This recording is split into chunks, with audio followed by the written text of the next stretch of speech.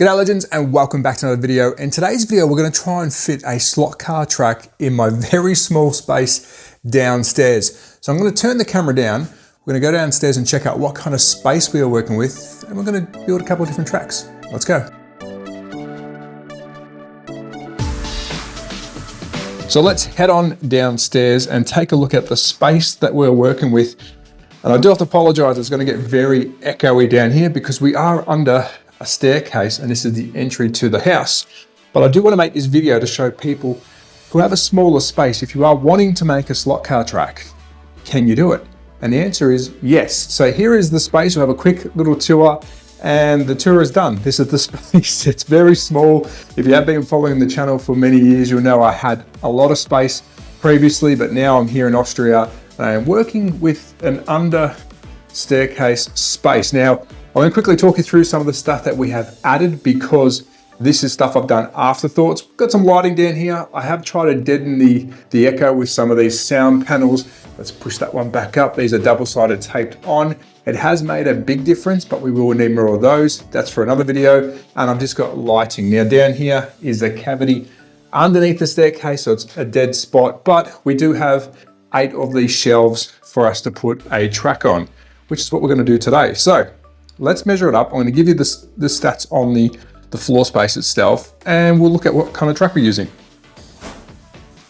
So let's start off by measuring our space. It is 1.8 meters in width and 3 meters in length. It is quite a small space. Our tables are 400 in width, 900 in length, and also 900 in height. And these tables cost me a grand total of 80 euros. Now that we've measured the space, it's time to use what kind of track you are going to use. Now I'm here in Europe and the most available track is Carrera. Now is this the best size track to use in such a small space?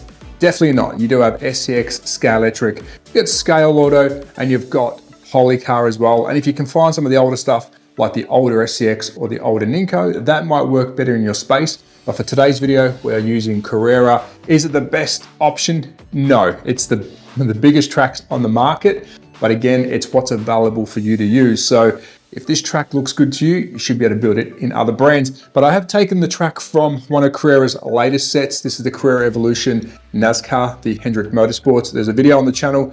Go check that out if you want to see the actual track itself. But we have stolen some track from that. And for an upcoming review, which I better quickly show you because I will be cheating if I said this is all that track. It's not. I've actually taken it from a digital track, which I'll be reviewing in the future. So don't worry about that yet. So here we go. Here's our track. This is our floor space. Now I do have a couple of tracks in mind. We are going to test some today. We're going to do one with an overpass. We're going to do a nice, quite basic track, which will leave this free here. And we're going to try and utilize all benches. Now, can I change the bench layout? Most definitely. The issue I have is, as you saw when I was measuring, I can only come out as far as the staircase because we do have to get into the house, and then I can curtain this off when people are visiting, and this isn't quite an eyesore. So with all that said, yes, if you've got any ideas for how I can lay these benches out better or put more in, let me know. Whether I have an island in the middle where I come out and I make a bigger track, let me know. But I'm going to say one thing. In this video, I'm trying not to create a spaghetti track. And what is a spaghetti track? Well, that's when you lay down so much track that it gets a bit confusing and you're trying to put more track that you need just to fill the space. That's what we're not going to do. We're going to try and make tracks that flow decent and look good. So let's go. But before we move on to the 4 track builds, if you are enjoying this kind of content, please consider subscribing, hit that bell icon and give it a good old thumbs up. It really does help out the channel. But now I think it's time we check out my 4 tracks. So let's get stuck into track number 1, which is the most basic track out of the lot today. Anyone can build this and pretty much put it anywhere. Some quick numbers here. We are using Carrera track. The straights that I'm using are 345 millimeters in length and they are 200 millimeters in width. And we are using the standard 160 curve. So if you are looking at building this track, that's the pieces you will need. And here's some more stats for you. We're using 12 straights and 6 corners, 3 on each end. So let's take a look at track number 1. This one is very basic and you can make it anywhere, whether it's on the bedroom floor like myself in a very small space, What have we got? Well, we've got 12 standard straights with our 160 radius corners. These are the tightest corners that Carrera do, which gives us our little loop here. I think it's good. You've got 2 great straights and some corners to practice slowing down your speed. And as you can see, it gives me some working space here if I want to tinker on some cars, whatever you might want to do there. For me, I can review cars here for the channel. But there it is, not much to talk about. Let's quickly put it to the test and see how it runs. And then we might make some adjustments to this one. Let's go. So for all 4 tracks today, we're using the same 3 cars. First up, this is a Carrera 132 NASCAR. It has got magnets. It does enjoy this track, and as you can see, it performs quite well. Next up, we have a Revo slot, something a little bit different. No magnet in this one, metal chassis. It's a little bit more tail happy, but again, as you can see, this track suits it perfectly. And last but not least, we've got a Scalatric here. Again, it has magnets, it loves this style track, and it's quite zippy around the oval. So that was track number 1. We've put a couple of different brands to the test, Carrera, Revo, Scalatric. Now let's alter this one a little bit to make it a little bit more challenging.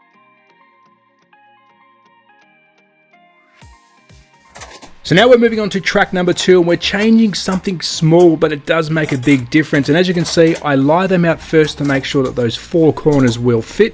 And the big difference here, we're removing 3 straights and putting on 4 extra 160s to add a bit more technicality to this track. Now these corners can be added anywhere on the straight, but I prefer to put it right near the end so we can get a nice flow into the finish line. So here is track number 2. We've made a slight alteration to the original track that we had, which was the most basic you can do, and you can see we've added in some 4 160s just near the end to give it a little bit of a rally feel with a bit of a flow through the end. All I've done is remove 3 of the standard straights, and it has now created a new track. Now I prefer this one. It is going to be slower down the straights because we have to get the speed right into these corners, but it gives us a bit more technicality through the end. So let's put this one to the test. Again, we've only added 4 of the 160s, we'll remove some straights. Now let's put this one to the test with the same 3 cars. So just like track 1, we're first up with the Carrera NASCAR 132 in scale. And you can see you are going a little bit slower, but it adds a bit more difficulty to this track. So next up is the Revo slot, and I am taking it quite easy on the first lap because this thing is tail happy, but you can see it does handle it quite well, and we are slowing down just into the corner, and it follows through nicely past the finish line. And last up is the Scalatric Ford Escort. This thing has no issues at all getting around this track. It's very quick, and you see I'm actually backing off into those corners because this little guy is a rocket.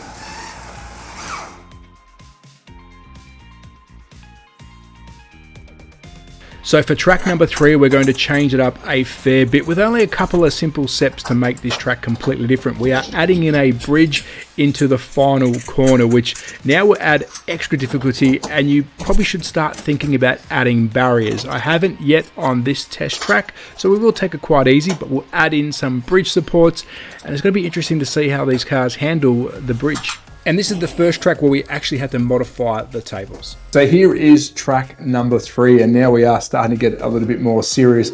I'm moving tables. We've got a flyover, but let's talk through it first. But before we do, I want to explain, you've probably seen all these gaps within the track and of course the gaps in the table. If this was the finished product, of course, I'll be clicking the track together and I'll be covering the table so you don't have any issues. But for the purpose of this video, because we're rebuilding tracks, just imagine that these were all connected together. But now let's have a quick look at the track itself. And I think most people would probably build this one because you've got the nice bridge flyover. I've used stuff that was available in that NASCAR set. We did get some bridge support because that is a smaller version of this from that original set.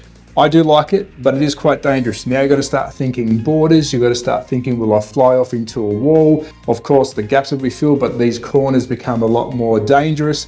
But it's cool. I think it's good. So we are going to put this one to the test. The major thing we've done is we've literally taken out a straight and put in a curve and continue those straights into your standards. Again, we are still using standard straights by Carrera and your 160 corners. Of course, we could add in different corners, but we are using just the basic stuff that you can get from Carrera. So there's track number 3. Come on, let's put it to the test. So first up is Carrera's 132 scale NASCAR, and I am being quite cautious over the bridge, but it handles it quite well, and now you can see how much of a difference this track has made. I think we're carrying the same amount of speed, but I'm being very cautious over that bridge. And next up, we've got the Revo slot. Now I'm very nervous. This car is very tail happy, but it seems to be going quite well. Now, if I did have some barriers, I'll be pushing it a lot harder, but it actually does a pretty good job. And this, remember, is a very small space. And last but not least is the Scalatrix for the Rocket. This thing handles it very well. Very strong magnets on this one, so I'm not expecting it to come flying off, but I am still being cautious. But again, awesome little track in a small space.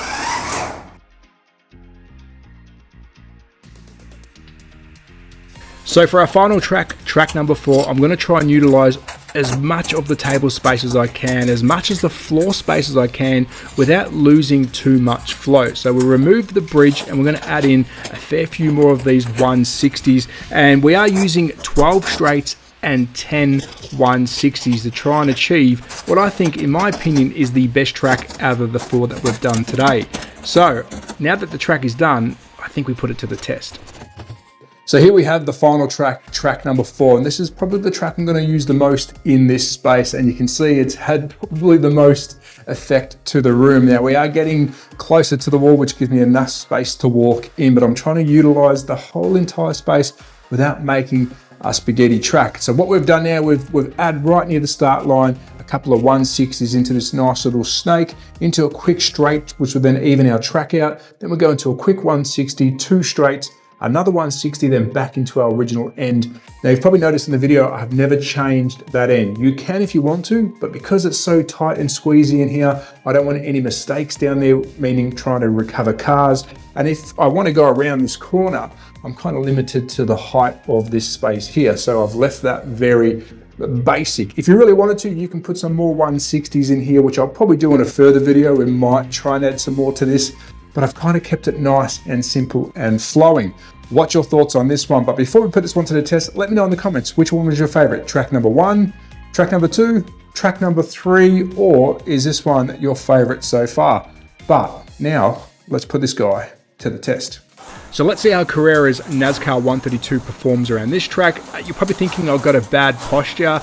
I did say I've maximized the room space. I actually have to lean over a bit here. But as you can see, the car is doing quite a good job. It's very technical. There's lots of speed. I think it did pretty well. Then next up, we've got the Revo slot. This is where I was going to be nervous again because it is tail happy. But in my opinion, I think this was the best for the Revo. It was a really fun track to drive. I am still leaning over because it is a small space, but I was very impressed with this track layout and the Revo. And last up, Scalatrix Ford RSR, the little rocket. This thing handles it very well. It's got a nice magnet in it, so I had no issues. If anything, this car has been very fast on all tracks.